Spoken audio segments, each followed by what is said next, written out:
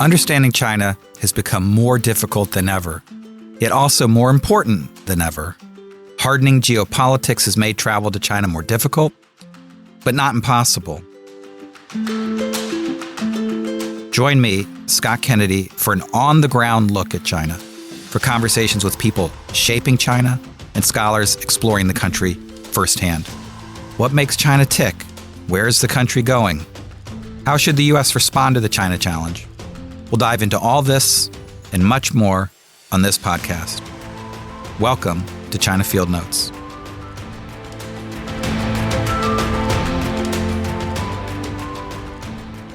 Hi, folks. Welcome to a new season of China Field Notes. We took a few months off to recharge our batteries, do some travel and writing, and think about the future of the podcast. And we're making a few changes. The first is that we're moving to having 2 programs per month. Our aim is to release them on the second and fourth Wednesday of every month. The second change is that we're expanding the range of guests that we have. We're still focused like a laser on perspectives from on the ground in China.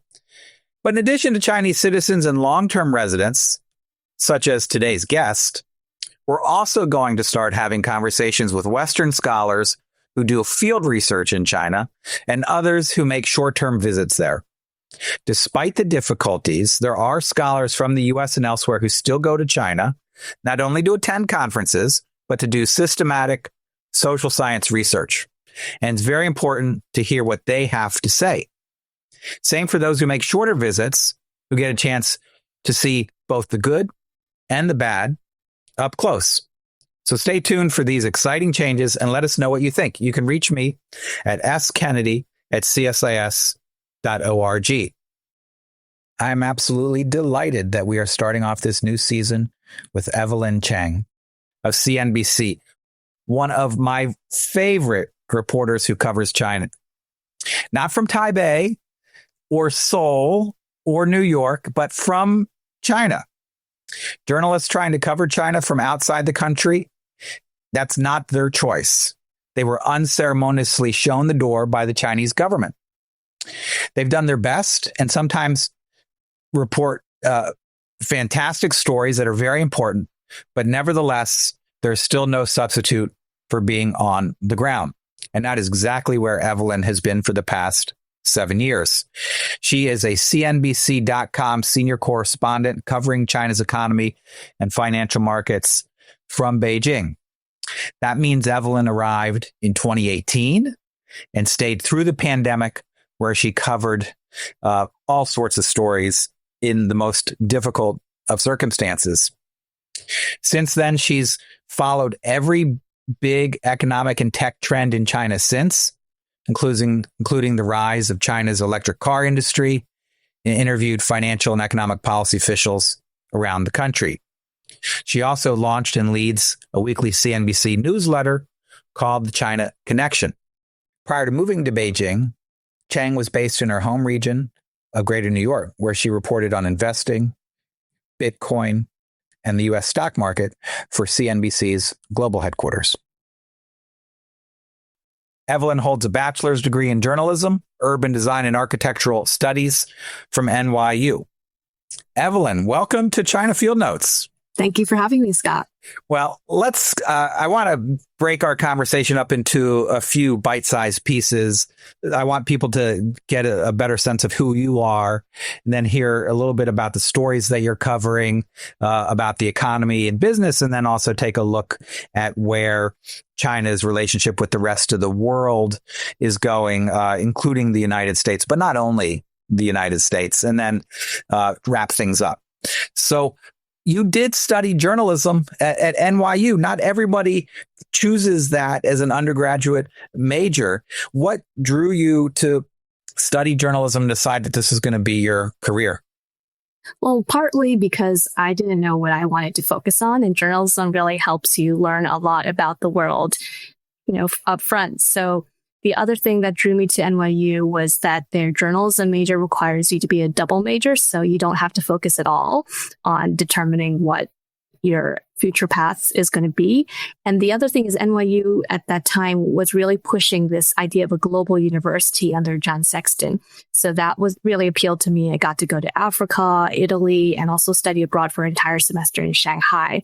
So all of that really helped me think more about, the world and also journalism's role in that. And I was, fortunate enough to get several internships, including one at CNBC in my senior year that eventually led me to stay on for more than 10 years now. That's so awesome. That's a great story and great luck, because I hear so many friends in journalism who have moved from organization to organization. You didn't move from CNBC to another organization, but you did move from one big city to another big city, moving to China in, I think, 2018, if I'm correct. And when you moved in 2018, what were you expecting to find in China? And is that what you found? So I was quite concerned about what the surveillance situation might be like, because you hear all of these stories from other reporters who've been there, and maybe partly because they've done, going to villages and maybe reporting more on issues like Xinjiang, they encounter different situations.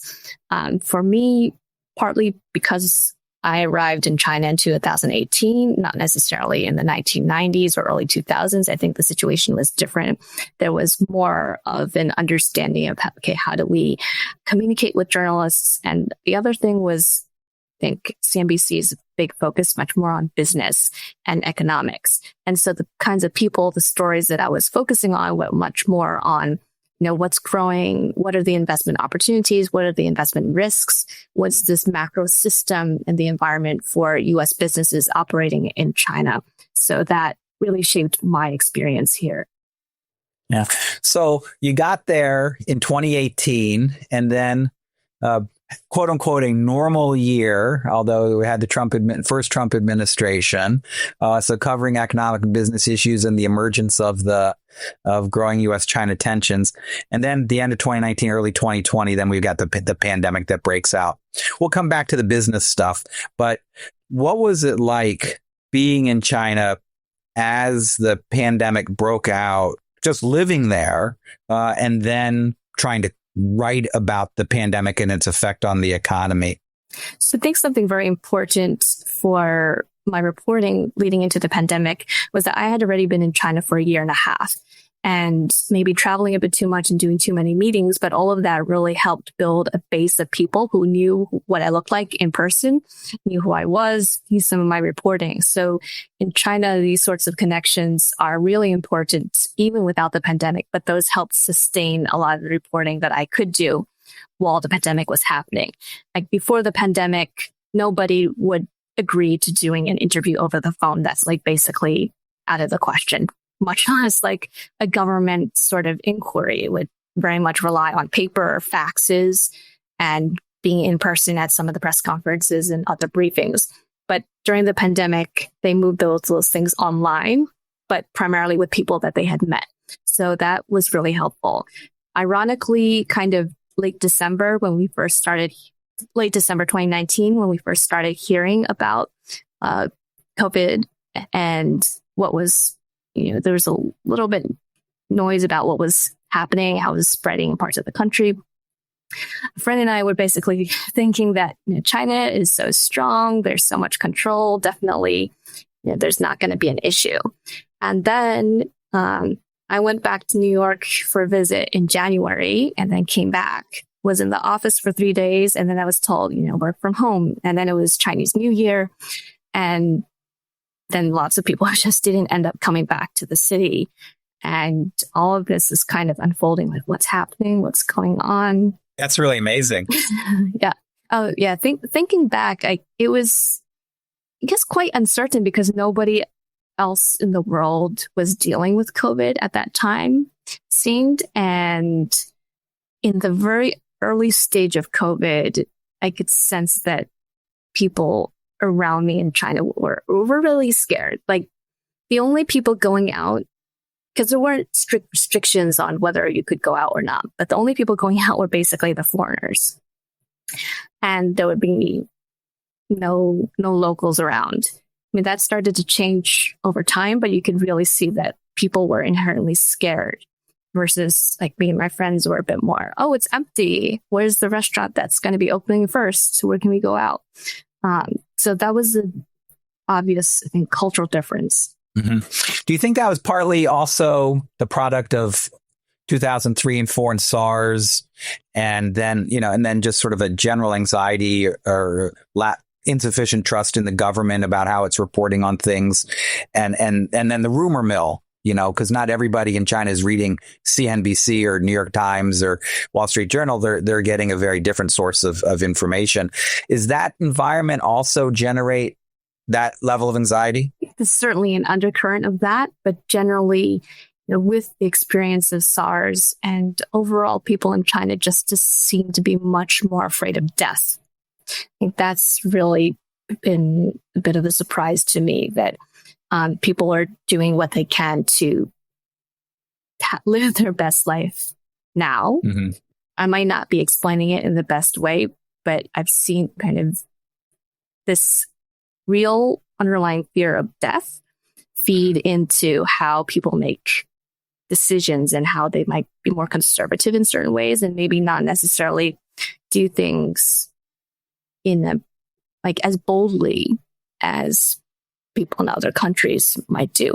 I mean, it's hard to explain once you have all these startups doing, really ferocious competition.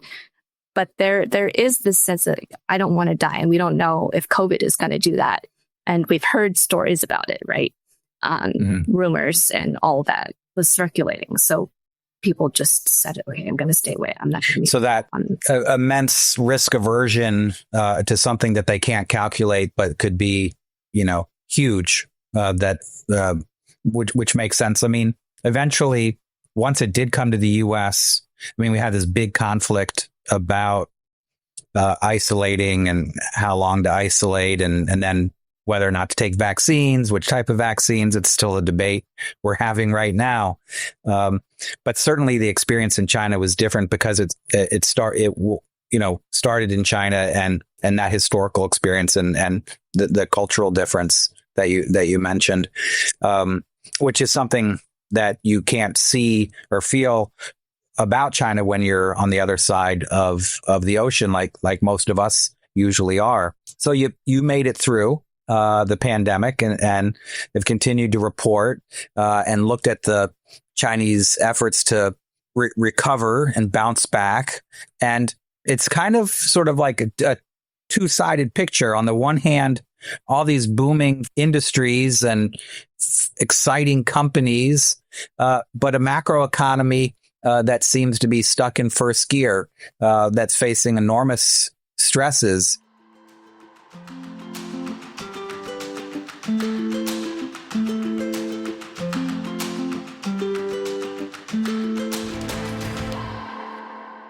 Let's talk about the companies and tech first, because actually, one of the first times we actually spent any time together is in December of 2018 when we attended NIO Day together, where they were unveiling, some of their cars in Shanghai.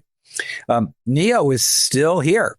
In fact, they just issued a new SUV, and the EV sector has boomed since, and a lot more cars and companies than NIO, and China is exporting all over the place. Does this surprise you, the changes in the EV industry since you went to NIO Day in 2018? The biggest surprise to me has been more that why the rest of the world did not pick up on this change as much. I think if you think about how the electric cars are cooler, much more integrated with smartphones, and now really, really cheap, it's not necessarily a huge surprise that they've gained this, basically half of all new passenger cars sold in China.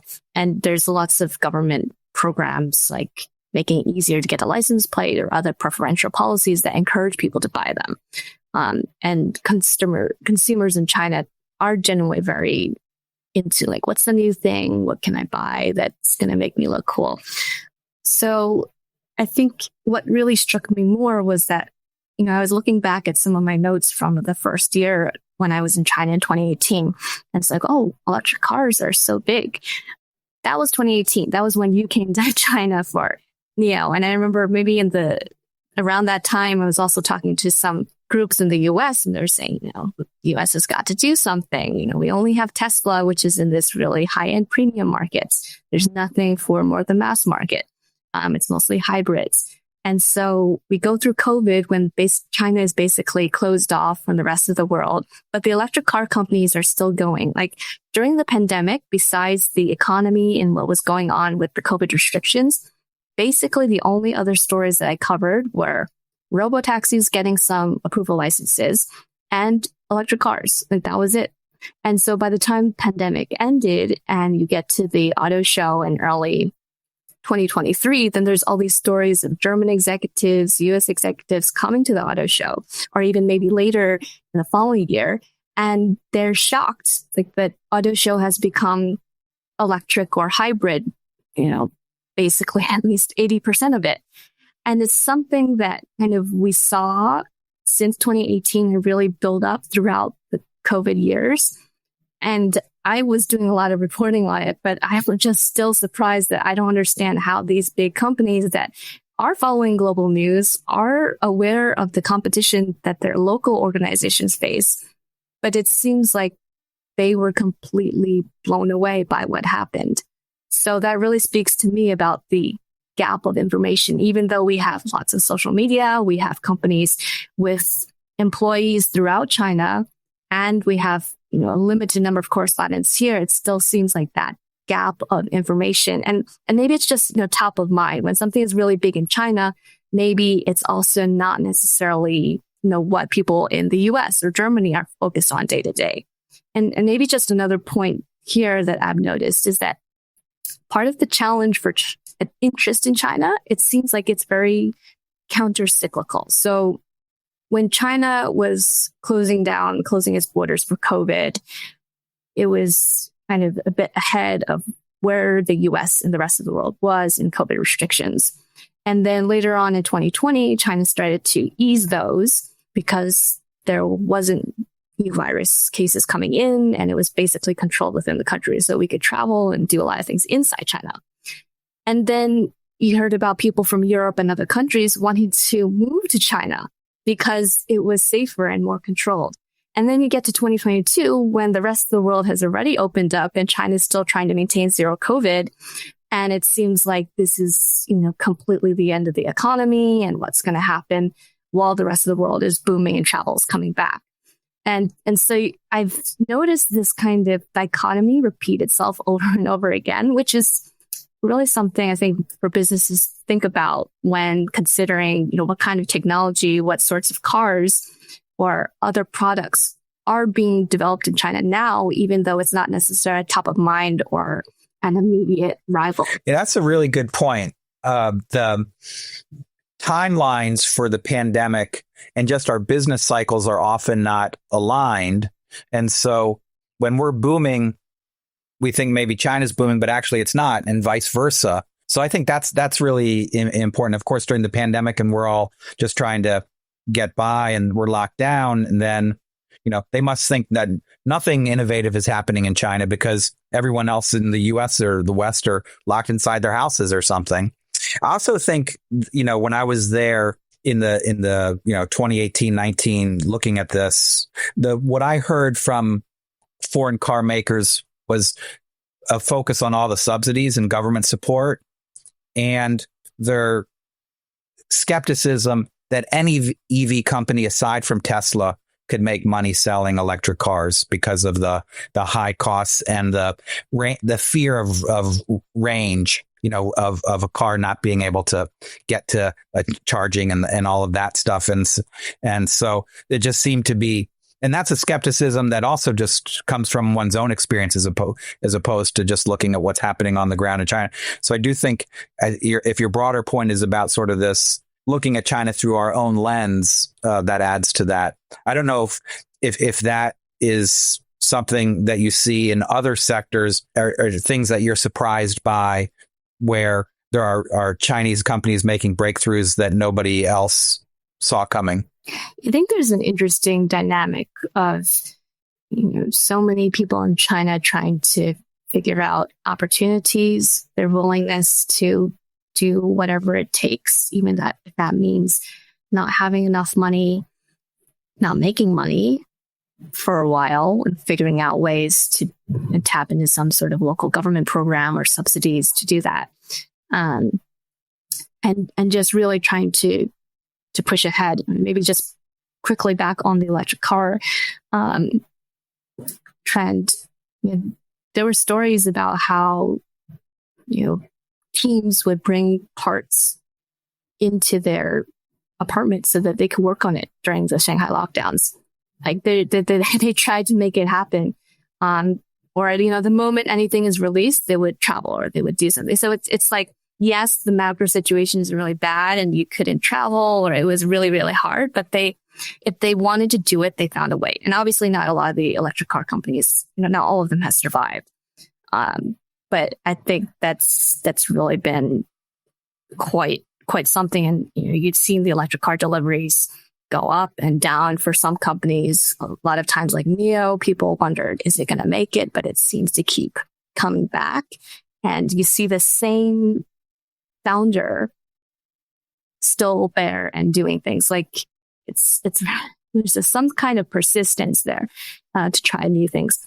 I think in terms of other industries, biotechnology has really emerged. And Harvard also put out a report earlier this year about this, saying that China is really catching up in this area. And they were concerned too that in Boston, Cambridge, a lot of the office space is actually empty because these companies can't get approvals or funding to do research. So another interesting aspect of this that shows really how much for China, price is a big factor. A lot of U.S. and European pharmaceutical companies are basically acquiring or working with the Chinese pharma companies to develop drugs that they're going to be selling in the U.S. or elsewhere. So you wonder, why are they doing this? Why didn't they just develop these drugs at labs back home? Well, again, it's the price. And also to some extent regulation, because people tell me that a lot of times in China that maybe you can try out things that you might have a lot more hurdles to overseas. But you test it, you do it, and you get the results that you need. It's cheap. There's so many PhDs in the country. They're actually trying to get more back into China, but from that scale, unfortunately, that means that the cost for a single researcher is much, much less than it is elsewhere. And of course, you have preferential subsidies and other programs that you can tap here in China without necessarily getting VC money to get these things up and running, and maybe for way longer than they're actually going to make money. So price is a huge factor. And the other thing is that the foreign companies, the U.S. companies, they apparently still just care more about the price. So you see these deals happening. And I only really discovered this in the last year or so, all these biotech companies and the deals that they're doing with the U.S. And now we have Harvard, and I believe even a Senate commission has been quite concerned about this trend, saying that it's basically going to be China's other DeepSeek moment. Yeah. When I was looking at this sector 10 years ago, it was Chinese biopharma firms were still basically just doing clinical trials or producing generics, nothing else, nothing in between those two. And it's evolved. And I think at the time, again, because there's a huge issue of regulation and trust. And, are you willing to put this in your body is a big question for patients, right? And somehow China has managed to address that trust deficit, at least amongst domestic people, and maybe for global folks as well. Quite unexpected compared to, based on where they were a decade ago. What are some outside of EVs and biopharma? What are some industries or products or companies that you're looking at that you think we ought to be paying attention to? Definitely the humanoid sector, which I think there's been lots of hype about. But you've seen China go from basically no real humanoids, and Boston Dynamics trying to do more in robotics in the US, to, again, same thing with the electric car industry, probably hundreds at this point of companies that are getting started, getting funding from BYD, Huawei, or some of the talent coming from these big tech companies and starting their own. So that speed of, okay, this is new, it's cool, let's get into it. We have some know-how, we have some edge, and let's see how it goes. It just makes things happen really quickly. And because of the sheer number of people, you have to scale. And I think something that's also really struck me is that because China has all these factories for producing, so many of the world's goods, it's really helped these hardware applications like robots get off the ground, because startups tell me, we want to build this humanoid, we need a certain kind of motor, we need a certain kind of part. Hey, the factory's just down the road, we can get it customized for us. You don't need to wait for it to be shipped across the ocean and tested and then send it back. Like, you can go into the factory and talk to the people and say, this is what I need.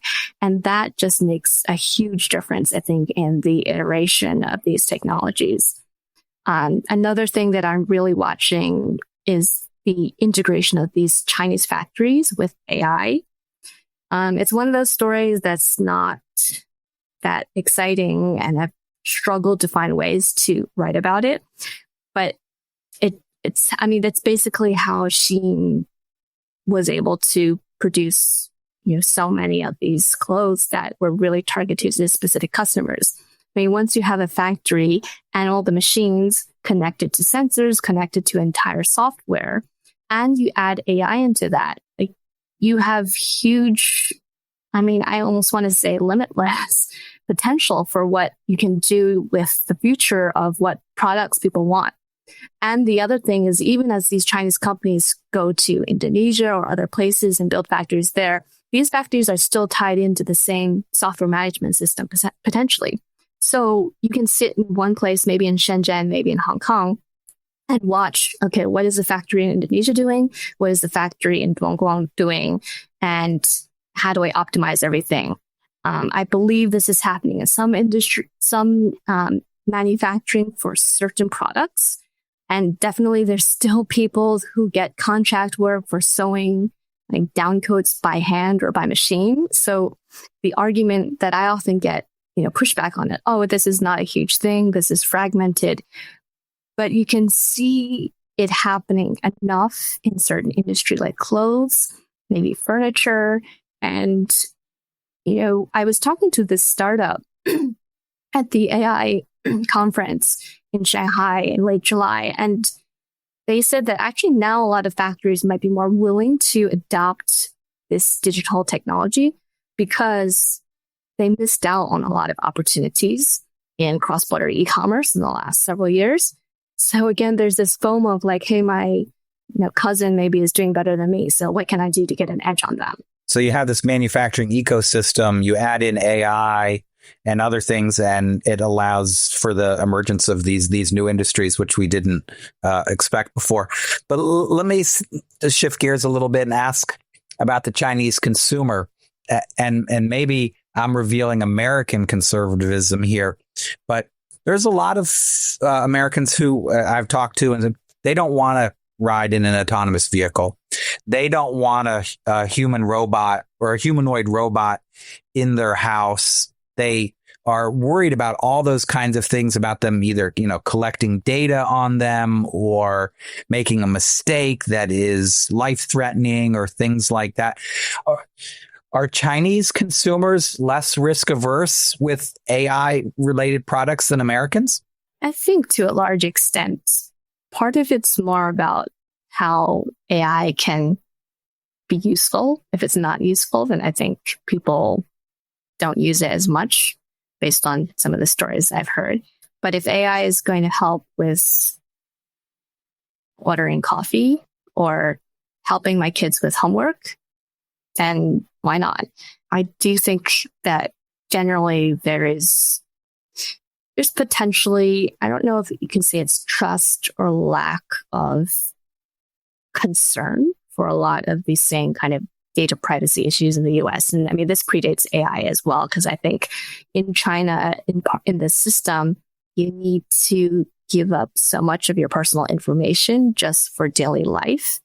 And so there's less consideration for what information this machine is taking from me. And maybe even if this machine knows more about me, it can become more helpful to me. I think you find things kind of along a scale, but it does come down to, my colleagues at work want to know all this information about my personal life. Then you add in government and other institutions. Well, what's, another robot going to do to really make a difference here? So I guess the barn door is already open. It's tough to put all this back. And, what are you going to do? I think Americans, we're still struggling with this. Of course, in our daily lives, we hand over everything to Mark Zuckerberg and a bunch of other companies. And we don't read and we don't deny. And, when we're asked about apps, et cetera. So, but it is to get American consumers into an autonomous vehicle, robo-taxi. There is still a big challenge, but it's interesting that there are some consumers out there who are willing to try just about anything.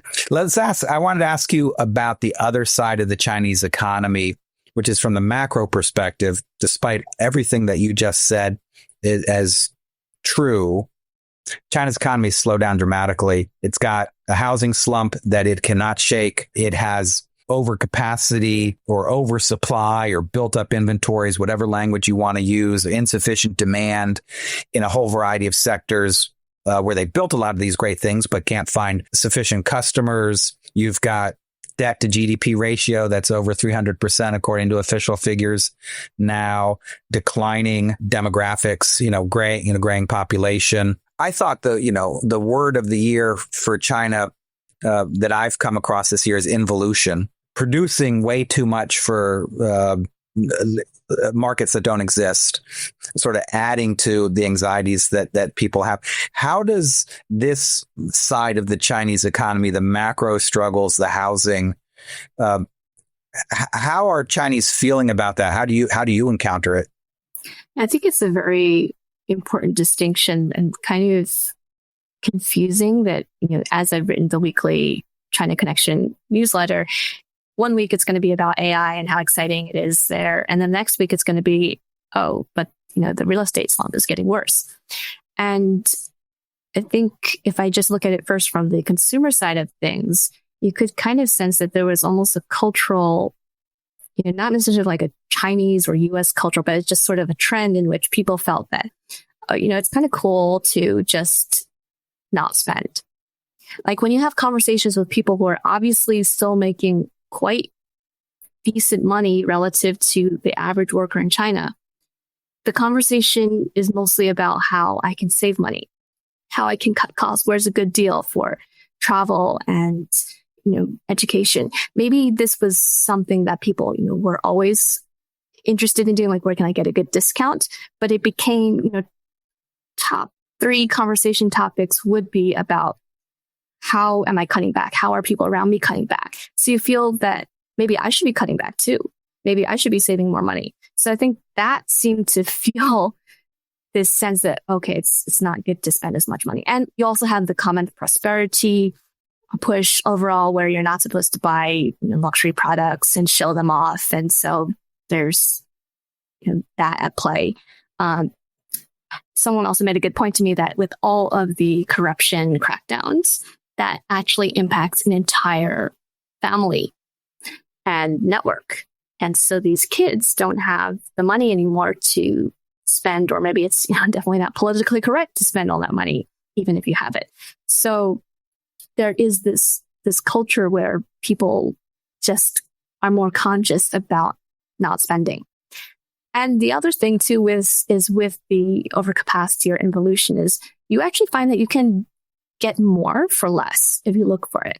And that's kind of always been the case in China, at least since I moved here in 2018, that you can spend the equivalent of, let's say, 50 cents or $100 for something very basic in terms of food or clothing, but you can buy it for 50 cents, even if it's going to break after 2 years or even, 2 weeks, but you could buy it and you can enjoy it for that period of time. Whereas in the US, I think if I wanted to buy that item, then it would need, $10 minimum, right? And then maybe it doesn't go up to $100, but you have this kind of standard for what it should be because the quality and all that.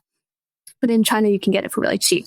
And so with the whole live streaming e-commerce channel, that has really given a lot of people the opportunity to buy things for,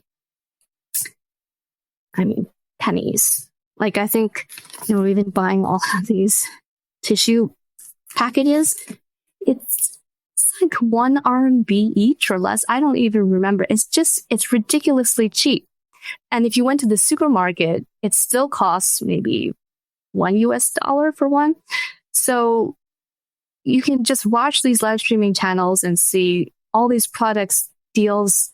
It's like going to the dollar store, but you can get something that is, stainless steel, that the quality is still, it's up there. So that brings the price down for so many things. And it also gives you second thoughts about like, why should I be going to the department store and spending $20 on something if I can get it for so much less online? Obviously I had to sit there for a couple hours and pick through things, but it's not like but time I can spend on other things. So I wanted to ask about this from another perspective, because what you've just described shows that consumers are adapting, they're downshifting, they're adjusting their expectations. But that doesn't necessarily mean that all of these companies who are adjusting their prices and adapting to these consumers are going to survive. You can't survive selling tissue for $1 a box or a car for 10. You can't just give them away. So what does the transition look like for China's economy? Is there another side that they can get to with this slowdown where things pick up? Or are they just going to keep decelerating and level out at some growth rate and economy that is not where they're supposedly aiming for? I think that's the big question. Can the AI, can potentially smart manufacturing or all of these high-tech industries lead the way in terms of becoming a driver for the economy? Because the flip side is obviously not necessarily that promising. And on top of how these businesses are struggling to make money on these live streaming deals, there's also a whole issue of the local government financial situation, which is really tied into the real estate sector and how that's really struggling to turn around. And then there's this trickle down where you have local governments don't have money and the state doesn't have as much money, at least at the levels where they're dealing with businesses, because actually a lot of business in China is involved in some way with these state contracts. So then there just isn't liquidity. It's not necessarily that, there's all these numbers showing people don't want to borrow, but it's also that they're not getting paid. And so when you're not getting paid, when you're not certain about your payment at a business level, then you cannot have the confidence to hire people and pay them money. So all of this adds to how consumers feel that they don't know what their income is going to be like. Are they going to get a pay cut?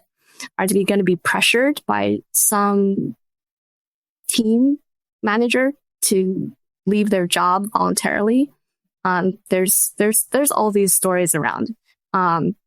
So I think that's partly why you see this overemphasis on high tech. We have the 15th five-year plan coming up starting next year.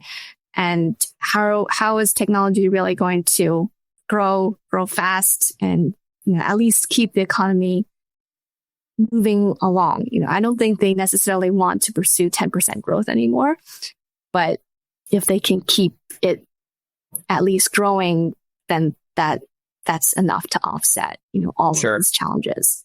Yeah. I think what you've described so far is what I might call the age of uncertainty, positive uncertainties with all these new tech gadgets and consumer trends, but also the downside, the risks for not knowing what the future will bring. And even going back to the pandemic, the uncertainty of that, a lot of change.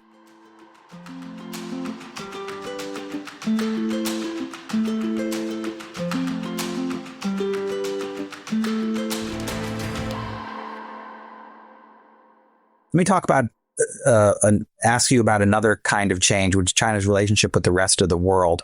I'm going to hold off on asking about U.S. China relations and stuff, but because it's the first part of September, while we're recording this, China just hosted the Shanghai Cooperation Organization Summit in Tianjin, not far from Beijing. You covered that. Most of us from the outside watching were focused on the Xi-Putin, Modi handshake, and then all the big weapons coming down Chang'an with the high-stepping soldiers. But there's more to this. There's an economic and a business side to this. And you wrote a little bit about how China is looking to see this as a global business opportunity. What is that angle for what we've just gone through in the past few days with China? Right. So me and my TV colleagues, we were at both the SCO summit and also the parade. And when you're there, the idea is, really much more about you have countries, leaders from a very different part of the world gathering. I mean, this is something that I've experienced multiple times over the last several years. Just like being physically in this part of the world. Your neighbors are different. The countries that are close to you are different. And it just totally changes your perspective on the world. And so you have all these countries that see the elephant in their part of the world and how big their economy is. And so they want to do business, trade, get some of even the Chinese technology into their countries and collaborate there. It's unclear whether or not this means it's more that there's an economic bloc that's led by China in this part of the world, or it's more that these peripheral countries are looking for a way to survive and get the benefits. But at the end of the day, they're still inclined to even support China on its political policies around Taiwan or other areas, just so that they can do more business with China and get, Chinese investment, Chinese state-owned companies to build things in their country. Maybe they don't have the resources because they're a fraction of the size of the Chinese economy. That's definitely something at play here. Yeah. So with the very different kind of neighborhood that China lives in and the expansion of their ties with Central Asia, other parts of the world, at the same time, the number of Americans living on the ground in China has dropped. The number of Chinese studying in the U.S. is still very high, but there's lots of anxieties. So being an American living in China, encountering other Americans who live there and talking to Chinese about U.S. China relations, what's the mood amongst Chinese about Americans in the United States? Do they differentiate between Evelyn Cheng and others who live there and the Trump administration, or are we all just sort of thrown in together? Generally, there is a distinction between me and the administration. I mean, we'd hope they wouldn't necessarily talk to me. Once a taxi driver in very remote China found out that I was American and an American journalist. And he actually made a point to tell me that, please tell all of your people back home that we are going to reunify with Taiwan. It's like, okay. Anyway, I think the mood of most people in China about the U.S. is that, one, it's very disruptive, both to their idea of what the U.S. used to be, also with their business. Because most of the people that I'm talking with are people that would look to the U.S. very much as a place to send their kids for college down the road, a place for them to list their company on the U.S. stock exchange. It was a place that they saw lots of opportunity outside of China, and also definitely in terms of ideals about freedom of speech and a lot of other things. So all of that is kind of changed. You see people that instead of maybe moving to the US or thinking about expanding their business to the US, now they're moving to Singapore. Or they're just deciding, I'm just going to stay in China. What can I do here? What are the opportunities here? And it's different for every person, but it's definitely changed from being a straight no-brainer China to the US. Mm-hmm. I mean, we had something like this occur in 2008 and 9 with the global financial crisis and lots of anxieties in China about market economies. And of course, China's got a market economy, but with an immense amount of government intervention, right? And maybe is this the same level of effect where it's now about the American system as a whole, not just our economy that people are questioning? Definitely. So around the 2008 financial crisis, the stories I heard that people who just graduated in the US, they were actually coming to China for international communications jobs and other opportunities because the job market in the US was really bad. And China was relatively better, especially for people with this sort of educational background. And so now with all the concerns about what's the future of the US and gunshot shoots and all the uncertainty, especially for people with some connection to China, you see them coming back. And there's really preferential policies in China, especially to bring these researchers back. Not only do you get a visa, but you can bring your family. We'll give you the best schools. We'll give you rent support, even free rent, maybe depending on your housing. Give you all these resources to do the R&D that you want to do. And this is just coming at a time when there's so much more uncertainty about the direction of the US. And China likes to say that it's a force for stability. We still need to think about what that means longer term. But I think for a lot of individuals, especially if you have family or some experience with China, why not? It just helps make life in the near term easier. Let me ask one final question about U.S. China relations.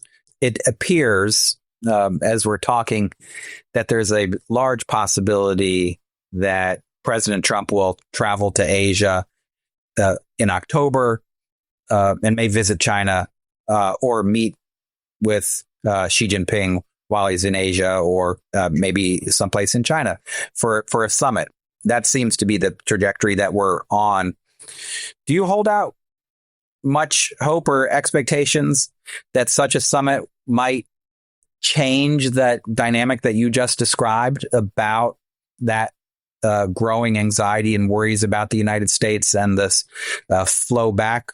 Could it put a floor under people's views about the United States, or is this potential summit unlikely to address any of those kinds of views?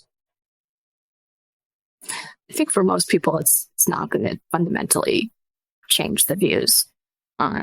There's generally an acceptance that things are not going back to the way they were several years ago.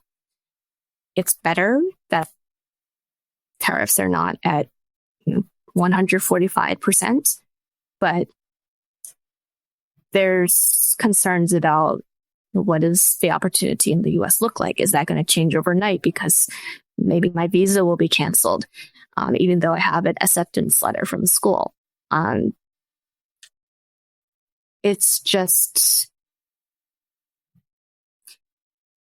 I think people would rather send their kids to the UK or do business with Africa than make this sort of wholesale bets that they would have on the US. I mean, there are still lots of Chinese companies that want to go to the US that tell me, even during the worst part of the trade tensions this year, that, we're still looking at opportunities in California. So there's still businesses here that really want to go to the US.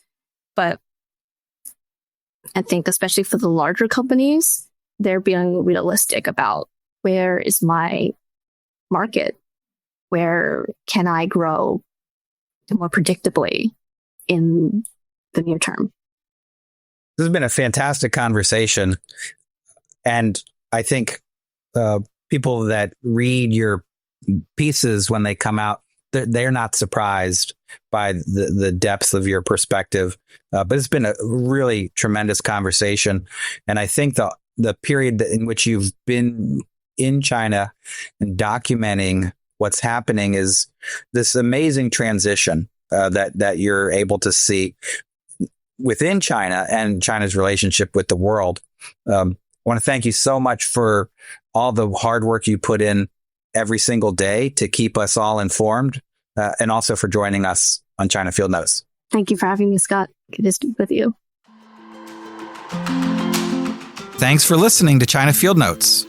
Stay up to date with our latest releases by following us on Spotify, Apple Podcasts, or wherever you listen to great content. Until next time.